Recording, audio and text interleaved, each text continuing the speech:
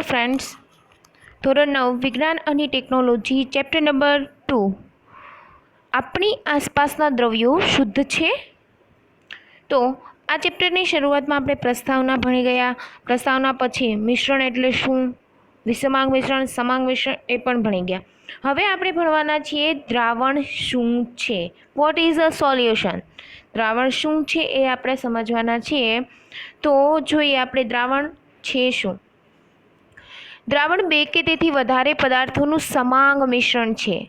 સમાન રીતે મિશ્રણ થઈ ગયેલા હોય એવું મિશ્રણ છે બે કે તેથી વધારે પદાર્થોનું.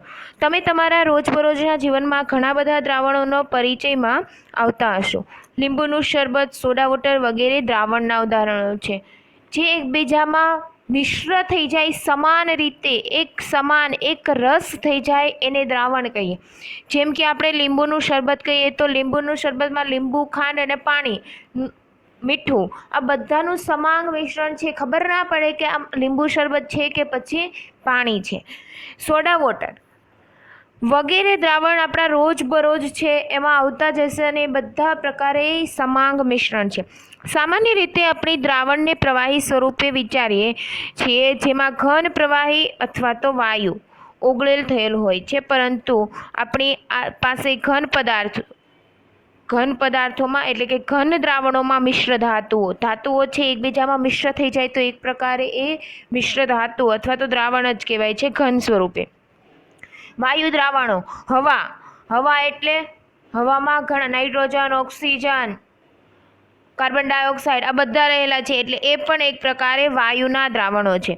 દ્રાવણના કણોમાં સમાંગતા જોવા મળે છે. ઉદાહરણ તરીકે લીંબુનું શરબત હંમેશા સમાન એટલે કે એક સરખો સ્વાદ ધરાવે. તમે પહેલું ટીપું લીંબુના શરબતનો પીવો કે પછી છેલ્લું ટીપું જે વધેલું છે એ પીવો તો પણ એનો સ્વાદ છે એક સમાન જ હોય છે એટલે એક સરખી રીતે મિશ્ર થઈ ગયેલું હોય છે. ખાંડ અને મીઠાના કણો દ્રાવણમાં સમાન રીતે ફેલાયેલા હોય છે. એનું કારણ છે ખાંડ અને મીઠા છે એના કણો છે એ પાણીમાં સમાન રીતે વહેંચાયેલા હોય છે તો સમાન રીતે ફેલાયેલા હોય છે જેને કારણે આપણને એનો સ્વાદ છે એક સમાન રીતે લાગે છે. તમારે વધારે જાણવા માટે મિશ્ર ધાતુ આપેલું છે. મિશ્ર ધાતુ કોને કહેવાય? ધાતુઓ હંમેશા ઘન સ્વરૂપે હોય. મિશ્ર ધાતુ એટલે આપણે કહીએ નિકલ છે અથવા તો સ્ટીલ છે, આ બધી એલ્યુમિનિયમ છે, આ બધી એક મિશ્ર ધાતુઓ છે. એક કરતાં વધારે ધાતુઓ મિશ્રણ થઈને નવી ધાતુ બનેલી હોય છે જેને મિશ્ર ધાતુ કહેવામાં આવે છે. જેમ કે પિત્તળ, છેલ્લે ઉદાહરણ આપ્યું છે તમને સમજાવી દઉં. પિત્તળ છે એમાં આશરે 30% જસત એટલે કે ઝીંક અને 70% તાંબુ ભેગું થયું એટલે કે કોપર અને ઝીંકનું મિશ્રણ થઈને પિત્તળ બને છે. કોપર અને ઝીંકનું મિશ્રણ થઈને પિત્તળ બને છે. તો આ બધી છે એક પ્રકારે ઘન મિશ્ર ધાતુઓ છે. આગળ આપણે જોઈએ દ્રાવણમાં ઘટક કણો તરીકે દ્રાવક અને દ્રાવ્ય હોય છે. ખાસ સમજવા જેવો ટોપિક છે. દ્રાવણમાં ઘટક કણો તરીકે દ્રાવક અને દ્રાવ્ય હોય છે. અંડરલાઇન કરજો તમારી પાસે ટેક્સ્ટ બુક હોય તો. દ્રાવણનો જે ઘટક કણ બીજા ઘટક કણોને પોતાનામાં ઓગળે તેને દ્રાવક કહે છે. હું તમને ઉદાહરણ આપીને સમજાવું છે. દ્રાવક કોને કહે છે સમજો. દ્રાવક, દ્રાવ્ય અને દ્રાવણ 3 વસ્તુ આવશે. તો પહેલું દ્રાવક. દ્રાવણમાંનો જે ઘટક કણ બીજા ઘટક કણને પોતાનામાં ઓગાળે છે તેને દ્રાવક કહે છે. એટલે કે દ્રાવણમાં જે ઘટક કણનું પ્રમાણ વધારે હોય તેને દ્રાવક કહેવામાં આવે છે. અને બીજી વ્યાખ્યા છે દ્રાવણનો જે ઘટક કણ દ્રાવકમાં ઓગળે તેને દ્રાવ્ય કહેવામાં આવે છે. દ્રાવકમાં જે ઓગળે છે એને દ્રાવ્ય કહેવામાં આવે છે. હું એક ઉદાહરણ આપું છું. તમે પાણીની અંદર તમારે ખાંડ ઓગાળવાની છે તો પાણી છે એ દ્રાવક એની માત્રા વધારે છે એટલે દ્રાવક અથવા તો એ ખાંડને પોતાનામાં ઓગળવા દેશે. બરાબર? એટલે ખાંડ દ્રાવ્ય, પાણી છે એ દ્રાવક અને બંને ભેગા થઈને જે મળેલું છે એને દ્રાવણ કહેવાય. શું કહેવાય? દ્રાવણ. ઉદાહરણ આપેલું જ છે આપણે એ જોઈએ. ખાંડનું પાણીમાં બનાવેલું દ્રાવણ એ ઘનનું પ્રવાહીમાં, ઘન એટલે ખાંડ અને પ્રવાહી એટલે પાણી ઘનનું પ્રવાહીમાં બનાવેલ દ્રાવણ છે. આ દ્રાવણમાં ખાંડ દ્રાવ્ય અને પાણી દ્રાવક છે, જે મેં તમને વાત કરી. આયોડીનના આલ્કોહોલમાં બનાવેલા દ્રાવણને ટીચર આયોડીન કહે છે. આયોડીન છે એને આલ્કોહોલમાં તમે મિશ્રણ કરો તો એને ટીચર આયોડીન કહેવામાં આવે છે. આવું એક્ઝામમાં પૂછાય. ટીચર આયોડીન એટલે શું? તો કે આયોડીનનું આલ્કોહોલમાં બનાવેલું દ્રાવણ છે, જેમાં આયોડીન ઘન સ્વરૂપે હોય છે, એટલે કે ઘન હોય છે, અને જે દ્રાવ્ય હોય છે, અને આલ્કોહોલનું પ્રમાણ વધારે હોય છે, જે પ્રવાહી સ્વરૂપમાં હોય છે, અને જે દ્રાવક છે. સોડા વોટર જેવું વાયુયુક્ત પીણું. સોડા વોટર છે વાયુયુક્ત પીણું છે, એમાં વાયુનું પ્રવાહીમાં પાણી છે અને સોડા વોટર છે, એટલે એ વાયુનું પ્રવાહીમાં ગેસ ભરવાનો હોય છે. કાર્બન ડાયોક્સાઇડ છે એ દ્રાવ્ય થાય અને પ્રવાહી તરીકે પાણી છે એ દ્રાવક છે. હવા એ વાયુમાં બનાવેલ દ્રાવણ છે. હવા છે, વાતાવરણમાં હવા ઘણી બધી છે, એ વાયુમાં બનાવેલું દ્રાવણ જ છે. કારણ જોઈએ તો કે હવામાં ઘટક કણો ઓક્સિજન છે 21% છે, નાઇટ્રોજન 78% છે. બરાબર. તો આમાં માત્રા કોની વધારે? જેની માત્રા વધારે છે એ બીજા માટે એ દ્રાવક અને દ્રાવ્ય. એટલે અહીંયા ઓક્સિજન અને નાઇટ્રોજનની વાત કરીએ તો આમાં નાઇટ્રોજન છે એ દ્રાવક છે અને ઓક્સિજન છે એ દ્રાવ્ય છે. હવે દ્રાવણના ગુણધર્મો 2 માર્ક્સમાં એક્ઝામમાં પૂછાય છે કે દ્રાવણના ગુણધર્મો કેવા છે. તો ખાસ યાદ રાખજો, 4 પોઈન્ટ છે તમારે સમજવા જેવા છે. દ્રાવણના ગુણધર્મો ક્યાં છે? પહેલો પોઈન્ટ તો આપણે આ ટોપિક શરૂ કર્યો ત્યારે હતો, દ્રાવણ એ સમાંગ મિશ્રણ છે. બીજો પોઈન્ટ, દ્રાવણ આ MCQમાં પૂછાય છે, આ પહેલી જે લાઈન છે એ. દ્રાવણના કણોનો વ્યાસ 1 nm એટલે કે નેનોમીટર. 1 નેનોમીટર, અને નેનોમીટરને મીટરમાં ફેરવવું હોય તો 10⁻⁹ મીટર. બરાબર.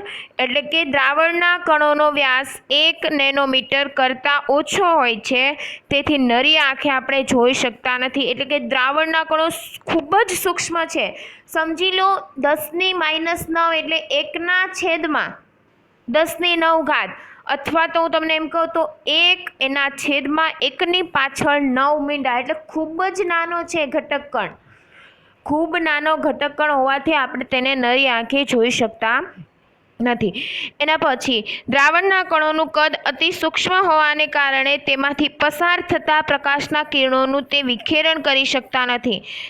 અતિ સૂક્ષ્મ હોય છે, દ્રાવણના કણો અતિ સૂક્ષ્મ હોય છે, એટલે પ્રકાશના કિરણો જો એમાંથી પસાર થાય તો એનું વિખેરણ થતું નથી, સીધા પસાર થાય. તેથી દ્રાવણમાં પ્રકાશનો માર્ગ જોઈ શકતા નથી. જો એ વિખેરણ થઈ જાય તો આપણે એનો માર્ગ જોઈ શકીએ, પરંતુ એ વિખેરણ થતો નથી, એટલે આપણે એનો માર્ગ જોઈ શકવાના નથી. દ્રાવ્યના કણોની ગાળણ પ્રક્રિયા દ્વારા દ્રાવણમાંથી અલગ કરી શકાતા નથી. સમજાવું હું તમને. આ દ્રાવ્યના કણોને કોઈ પણ પ્રકારની ખલેલ પહોંચ્યા વગર રાખી મૂકવામાં આવે તો તળિયે બેસી જતા નથી, તેથી દ્રાવણ સ્થાયી છે. સિમ્પલ આપણે ઉદાહરણ દ્વારા સમજી લઈએ. ખાંડ અને પાણીનું મિશ્રણ છે. હવે તમારે એમાંથી ખાંડ અલગ કરવી હોય તો થઈ શકે નહીં. એટલે કે દ્રાવણમાંથી દ્રાવ્ય અને દ્રાવકને આપણે અલગ કરી શકીએ નહીં. ગાળણ પ્રક્રિયા કરો કે પછી ગમે તે પ્રક્રિયા કરો, અલગ કરી શકીએ નહીં. બીજું, ખાંડનું જે દ્રાવણ છે એને તમે સ્થિર એક જગ્યા પર મૂકી રાખો તો એવું ના થાય કે ખાંડના કણો છે નીચે બેસી જાય, કેમ કે ખાંડ ઓલરેડી એમાં ઓગળી ગયેલી છે, એટલે એમાંથી કાંઈ ખાંડ ફરીવાર મળવાની છે નહીં.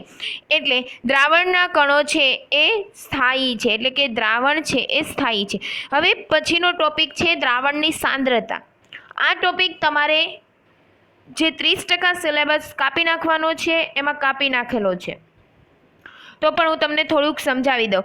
દ્રાવણની સાંદ્રતા એટલે તમને એક વ્યાખ્યા સમજાવી દઉં ને એનું સૂત્ર સમજાવી દઉં. આના દાખલા પહેલાં જ્યારે સિલેબસમાં હતું ત્યારે આના દાખલા પણ પૂછવામાં આવતા હતા, પણ અત્યારે છે નહીં, એટલે તમને હું ખાલી થોડુંક એની સમજ આપી દઉં છું. દ્રાવણની સાંદ્રતા તો દ્રાવ્યનો જથ્થો છે દ્રાવણની સાંદ્રતા એટલે દ્રાવણમાં હાજર રહેલા દ્રાવ્યની માત્રા, દ્રાવ્ય કેટલા પ્રમાણમાં છે એની માત્રા, અથવા તો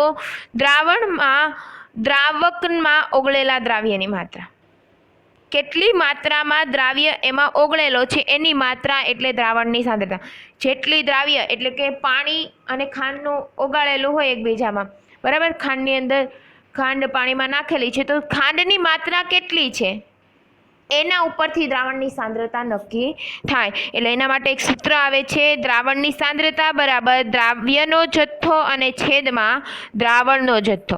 એટલે તમે દ્રાવ્ય તરીકે ખાંડ મીઠું કોઈ પણ ઓગાળો છો એની માત્રા તમે ઓછી લો છો, વધારે લો છો, એની ઉપરથી તમે દ્રાવણની સાંદ્રતા નક્કી કરી શકો છો. ચલો એક બીજું ઉદાહરણ આપું તમને સાંદ્રતા માટે.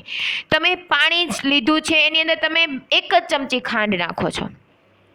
હવે એ પાણી તમે ટેસ્ટ કરો અને એટલા જ પ્રમાણમાં બીજા ગ્લાસમાં કે બીકરમાં પાણી લ્યો અને એની અંદર 2 ચમચી ખાંડ નાખો. તો બંનેની સાંદ્રતા, એક પાણી થોડુંક મોળું લાગશે અને એક પાણી થોડું ગળ્યું લાગશે.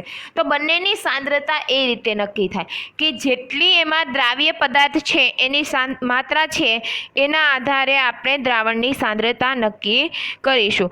પછી એની વજનથી ટકાવારી છે, વજન કદથી ટકાવારી છે, એ બધું આપણે કંઈ સમજવાનું છે નહીં. પણ હવે આપણે જે સમજવાનું છે, લાસ્ટ એક તમને યાદ હોય તો લાસ્ટ વિડીયોમાં આપણે એક પ્રવૃત્તિ ભણ્યા હતા અને પ્રવૃત્તિમાં કંઈ એવું હતું કે કલિલ દ્રાવણ અને નિલંબિત દ્રાવણ. યાદ હોય તો એ વિડીયો હજી ના યાદ હોય તો આજે એક ફરી વખત જોઈ લેજો, યુટ્યુબ પર છે જ. આપણે નિલંબિત દ્રાવણ અને કલિલ દ્રાવણો. તો નિલંબિત એટલે શું, તો એને સમજવા માટે આપણે જોઈએ. પ્રવૃત્તિ 2.2માં જૂથ સી માટે મળેલી વિષમાંગ પ્રણાલી કે જેમાં ઘન કણો પ્રવાહીમાં વિખેરણ પામેલા હતા તેને નિલંબિત કહેવામાં આવે છે. પ્રવૃત્તિ આપણે ભણ્યા હતા એમાં સી, બીકર સી અથવા તો જૂથ સીની વાત કરીએ તો જૂથ સીમાં જે કણો મળ્યા હતા એ ઘન કણો હતા જે પ્રવાહીમાં વિખેરણ પામેલા હતા, મિશ્ર થઈ ગયેલા ન હતા, જેને નિલંબન કહે છે.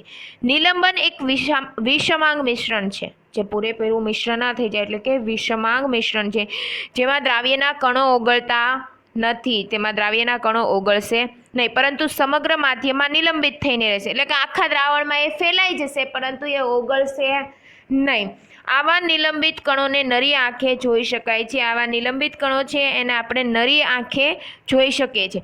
નિલંબિત કણો છે એના માટે એક તમને ઉદાહરણ આપું છું કે ચૂનાનો પથ્થર છે એને પાણીમાં નાખવામાં આવે છે તો એ જે દ્રાવણ છે એ મિશ્ર થતું નથી. ચૂનાનો પથ્થર છે, હા, એના નાના નાના ટુકડા છે એ પાણીમાં વિખેરણ પામી જશે પણ એમાં ઓગળી જશે નહીં. તો આ દ્રાવણ છે એને નિલંબિત દ્રાવણ કહેવામાં આવે છે. નિલંબિત દ્રાવણના ગુણધર્મો સમજીએ. નિલંબન વિષમાંગ મિશ્રણ છે. નિલંબન કેવું મિશ્રણ છે? વિષમાંગ મિશ્રણ છે. નિલંબન ધરાવતા કણો આપણે નરી આંખે જોઈ શકીએ છીએ. નિલંબિત કણો તેમાંથી પસાર થતા પ્રકાશના કિરણોનું પ્રકીર્ણ કરે છે, તેથી આપણે એમાં પ્રકાશનો માર્ગ જોઈ શકીએ. નિલંબિત દ્રાવણ છે એમાં આપણે પ્રકાશનો માર્ગ ચોક્કસ રીતે જોઈ શકીએ છીએ. જો નિલંબિત કણોને કોઈ પણ પ્રકારની ખલેલ પહોંચાડ્યા વગર મૂકી રાખવામાં આવે તો દ્રાવ્યના કણો પાત્રમાં તળિયે બેસી જાય છે. હવે જો એ નિલંબિત કણો છે એને કોઈ હલાવ્યા વગર એક જગ્યા પર મૂકી દેવામાં આવે તો એના જે કણો છે એ પાત્રમાં તળિયે બેસી જાય છે. આમ નિલંબિત અસ્થાયી છે. કેવા છે એના કણો? અસ્થાયી છે.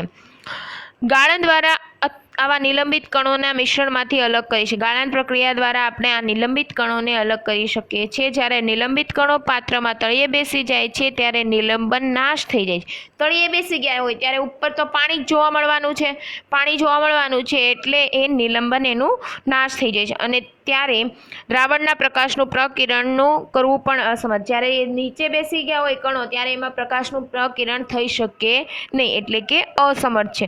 તો ખાસ યાદ રાખજો નિલંબન એટલે શું અને એના ગુણધર્મો શું છે. હવેની વાત કરવાની છે આપણે કલિલ દ્રાવણ એટલે શું. તો પ્રવૃત્તિ આપણે ભણ્યા હતા એમાં જૂથ ડીની વાત હતી. જૂથ ડીમાં મળેલા દ્રાવણો કલિલ અથવા તો કલિલમય દ્રાવણ કહે છે. કલિલ કણો સમગ્ર દ્રાવણમાં એક સમાન રીતે ફેલાયેલા હોય છે અને નિલંબિત કણો કરતાં કલિલ કણોનું કદ નાનું હોય છે. આખા દ્રાવણમાં એ ફેલાયેલા હોય છે પણ નિલંબિત કણોનું જે કદ છે એના કરતાં પણ કલિલ કણોનું કદ નાનું હોય છે, કારણ તે મિશ્રણ સમાંગ દેખાય છે. અને તમે જુઓ ને તો કલિલ દ્રાવણનું મિશ્રણ છે એ સમાંગ દેખાય છે. આપણને એવું ના લાગે કે આ મિશ્રણ છે એ વિષમાંગ હશે, પરંતુ હકીકતમાં કલિલનું મિશ્રણ છે એ વિષમાંગ છે, પરંતુ વાસ્તવમાં કલિલ દ્રાવણ વિષમાંગ મિશ્રણ છે. ઉદાહરણ તરીકે દૂધ સમજી લો. દૂધ છે પાણી બંનેનું મિશ્રણ કર્યું હોય તો તમને એવું જ લાગે કે આ સમાંગ મિશ્રણ છે, પરંતુ એ હકીકતમાં કલીલ મિશ્રણ છે. કલીલ એ વિષમાંગ મિશ્રણ છે, એટલે કલીલ વિષમાંગ મિશ્રણ છે. કલીલના કણોનું કદ ખૂબ નાનું હોવાને કારણે તેને નરી આંખે જોઈ શકાતા નથી. આપણે નરી આંખે જોવા હોય તો તેને જોઈ શકીએ નહીં, પરંતુ પ્રવૃત્તિ 2.2માં જોયા પ્રમાણે કલીલ કણો પ્રકાશના કિરણપુંજનું આસાનીથી પ્રકિરણ કરે છે. પ્રકાશના કિરણોનું એ પ્રકિરણ કરે છે. પ્રકાશના કિરણપુંજના આ માર્ગને પ્રકિરણની ટિન્ડલ અસર કહે છે. ટિન્ડલ અસર શું તમને એક્ઝામમાં પૂછાય છે કે પ્રકાશના કિરણપુંજનું આસાનીથી પ્રકિરણ કરી શકે છે, અને પ્રકાશનું કિરણપુંજનું પ્રકિરણ એટલે એનું પસાર થવાની જે દિશા છે, પ્રસાર થવાની જે દિશા છે એને ટિન્ડલ અસર કહે છે. હું તમને એક ટિન્ડલ અસરની ઉદાહરણ આપીશ હમણાં. આ અસર ટિન્ડલ નામના વૈજ્ઞાનિકે શોધી હોવાથી તેને ટિન્ડલ અસર શું કામ કહેવામાં આવે છે કે તો ટિન્ડલ નામના વૈજ્ઞાનિકે આના વિશે માહિતી આપી હતી, તેથી તેને ટિન્ડલ અસર કહેવામાં આવે છે. જ્યારે સૂર્ય કે પ્રકાશના કિરણપુંજ નાના છિદ્ર મારફતે અંધારા ઓરડામાં પ્રવેશે છે ત્યારે પણ ટિન્ડલ અસર જોઈ શકાય છે. અને આ બધા સાથે આ પ્રવૃત્તિ થઈ હશે. તમે કોઈ બંધ ઓરડો છે અથવા તો કોઈ બંધ રૂમ છે, એમાં બેસેલા છો, કોઈ જગ્યાએથી પ્રકાશ નથી આવતો, પરંતુ કોઈ એક નાનું એવું છિદ્ર છે ત્યાંથી પ્રકાશ આવે છે. આખા રૂમમાં કોઈ જગ્યાએથી પ્રકાશ નથી આવતો, પણ એક છિદ્ર એવું છે કે જ્યાંથી એ પ્રકાશ પસાર થાય છે, ત્યારે તમે એ પ્રકાશનો ચોક્કસ પ્રકારે માર્ગ જોઈ શકો છો. તમને ખબર હોય તો પ્રકાશ આવતો હોય અને એમાં તમને ધૂળના નાના નાના રજકણો, હવામાં રહેલા જે નાના નાના રજકણો છે એ જોઈ શકો છો. તો આ જે અસર છે એને ટિન્ડલ અસર કહેવામાં આવે છે. અને એ જે તમે હવામાં તમે પ્રકાશના કિરણો જુઓ ત્યારે તમને માધ્યમમાં કંઈક કણો જોવા મળે છે. શું છે તો કે હવામાં રહેલા ધૂળ અને ધુમાડાના કણોને કારણે પ્રકાશના કિરણપુંજનું પ્રકિરણ થાય છે, અને જેને લીધે આપણે ટિન્ડલ અસર જોઈ શકીએ છીએ. એ જે પ્રકાશ છે એના માર્ગને કારણે એનું કિરણપુંજ આપણામાંથી એટલે કે ઓરડામાંથી પસાર થાય છે, જેને કારણે આપણે ટિન્ડલ અસરને જોઈ શકીએ છીએ. હવે ગાઢ જંગલો બીજું ઉદાહરણ છે. ગાઢ જંગલોમાં છાયા અથવા તો આચ્છાદનમાંથી જ્યારે સૂર્યપ્રકાશના કિરણો પસાર થાય છે ત્યારે ટિન્ડલ અસર જોઈ શકાય છે. આવું તમે ઘણી વખત કે બહાર ગયા હોય તો તમે કોઈ ગાઢ જંગલમાં જાઓ છો, ત્યાંથી સૂર્યપ્રકાશ કોઈ એક જગ્યા પરથી આવતો હોય ત્યારે પણ તમને એમાં સૂક્ષ્મ કણો જોવા મળતા હોય, તો આ પણ એક ટિન્ડલ અસરનું ઉદાહરણ જ છે. જંગલમાં રહેલ ધુમ્મસ કે ઝાકળમાં પાણીના અતિ સૂક્ષ્મ કણો હોય છે. જંગલમાં ધુમ્મસ અને ઝાકળ હોય છે ત્યારે એમાં પાણીના અતિ સૂક્ષ્મ કણો હોય છે, જે હવાના કલીલ કણોની માફક ફેલાયેલા હોય છે. હવામાં જેમ કલીલ કણોની માફક ફેલાયેલા હોય છે, એવી જ રીતે ધુમ્મસ અને ઝાકળમાં પણ અતિ સૂક્ષ્મ કણો હોય છે. હવે જોઈએ કલીલના ગુણધર્મો કેવા પ્રકારના છે. કલીલ એ વિષમાંગ મિશ્રણ છે, જે આપણે ભણી ગયા. કલીલના દરેક કણોનું કદ અતિ સૂક્ષ્મ હોવાને કારણે આપણે નરી આંખે જોઈ શકતા નથી, જ્યારે નિલંબિત કણોને નરી આંખે જોઈ શકીએ છીએ. કલીલ કણો એટલી હદે મોટા હોય છે કે તેમાંથી પસાર થતા પ્રકાશના કિરણપુંજનું તે પ્રકિરણ કરી શકે છે અને પ્રકાશના માર્ગને દૃશ્યમાન બનાવે છે. કણો એટલી માત્રામાં મોટા અતિ સૂક્ષ્મ તો હોય છે, આપણે નરી આંખે નથી જોઈ શકતા, પરંતુ જ્યારે એમાં પ્રકાશનું કિરણપુંજ પસાર થાય છે ત્યારે આપણે તેને નરી આંખે જોઈ શકીએ છીએ. એટલે કે આપણને પ્રકાશનો માર્ગ છે એ દૃશ્યમાન બને છે. પ્રકાશ કઈ દિશામાં જાય છે એ આપણે જોઈ શકીએ છીએ. કલીલને કોઈ પણ પ્રકારની ખલેલ પહોંચાડ્યા સિવાય રાખી મૂકતા કલીલ કણો પાત્રમાં તળિયે બેસી જતા નથી. તેથી કલીલ સ્થાયી હોય છે. પાત્રમાં એ તળિયે બેસી જતા નથી, એટલે આપણે કલીલ કણો છે એ કેવા હોય છે, સ્થાયી હોય છે. તમે ગમે તેમ રીતે એને રાખી મૂકો પરંતુ એ નીચે બેસી જતા નથી. તમને કલીલના સામાન્ય ઉદાહરણ આપેલા છે. કલીલ છે વિક્ષેપિત કલા, વિક્ષેપિત માધ્યમ અને કલીલનો પ્રકાર અને તેના ઉદાહરણ આપેલા છે. આ બધા જે ઉદાહરણ છે એ બધા કલીલના ઉદાહરણ છે. ધુમ્મસ, વાદળ, ઝાકળ, ધુમાડો, વાયુમાં બહાર નીકળતો ધુમાડો, શેવિંગ ક્રીમ, પ્લવન, દૂધ, ફેસ ક્રીમ, આ બધા છે એ બધા જ કલીલના ઉદાહરણ છે, જે તમારે જાણવા માટે છે એ તમારે થોડુંક વાંચી લેવાનું છે. બીજો કલીલના ગુણધર્મો છે. કલીલના કણો તેના મિશ્રણમાંથી ગાળણ ક્રિયા દ્વારા અલગ કરી શકાતા નથી. આપણે કલીલ કણોને અલગ કરી શકતા નથી, પરંતુ એક વિશિષ્ટ પદ્ધતિ દ્વારા તેને અલગ કરી શકાય છે અને એ પદ્ધતિ છે સેન્ટ્રીફ્યુગેશન પદ્ધતિ છે. સેન્ટ્રીફ્યુગેશન પદ્ધતિ જે તમારે અત્યારે ભણવાની નથી, પરંતુ આ જે સેન્ટ્રીફ્યુગેશન પદ્ધતિ છે એ તમે 10મા ધોરણ છે એમાં તમે ભણી શકશો. કલિલમય દ્રાવણના કણો ઘટક કણો તરીકે વિક્ષેપિત કલા અને વિક્ષેપિત માધ્યમ હોય છે. કલિલના દ્રાવણોના ઘટક કણો તરીકે વિક્ષેપિત કલા અને વિક્ષેપિત માધ્યમ હોય છે. કલિલ દ્રાવણમાંના દ્રાવ્ય જેવા ઘટકો, દ્રાવ્યને શું કહેવામાં આવે છે? વિક્ષેપિત કણો અને વિક્ષેપિત કલા બનાવે છે અને એવા ઘટક કણો કે જે નિલંબિત થયેલા હોય છે તેને વિક્ષેપિત માધ્યમ કહે છે. પાણી વિક્ષેપિત, જેની માત્રા વધારે હોય એ વિક્ષેપિત માધ્યમ અને જે માત્રા ઓછી હોય એ વિક્ષેપિત કલા. વિક્ષેપિત માધ્યમ અને વિક્ષેપિત કલાના કણોની ભૌતિક અવસ્થાને આધારે કલિલનું વર્ગીકરણ આપેલું છે, જે કોષ્ટકમાં તમે આપણે જોયું અને જે આપણા રોજિંદા જીવનમાં ખૂબ જ ઉપયોગી છે. વિક્ષેપિત કલા અને વિક્ષેપિત માધ્યમ. વિક્ષેપિત કલા એટલે કે દ્રાવ્ય, વિક્ષેપિત માધ્યમ એટલે દ્રાવક અને કલિલનો પ્રકાર એટલે એ જે દ્રાવણ બનવાનું છે એ, અને બાજુમાં તેના ઉદાહરણ આપેલા છે. હવે અહીંયા નીચે 3 પ્રશ્નો આપેલા છે, તો આ 3 પ્રશ્નોમાં તમારે શું લખવાનું છે હું કહી દઉં છું. પહેલો અને બીજો પ્રશ્ન લખવાનો છે. ત્રીજો પ્રશ્ન આપણા 30% સિલેબસમાં નીકળી ગયેલો છે એટલે એ લખવાનો નથી. તો આ 2 પ્રશ્ન તમારે લખવાના થશે. હવે પછીનો ટોપિક છે આપણે નેક્સ્ટ વિડીયોમાં ભણીશું. Thank you.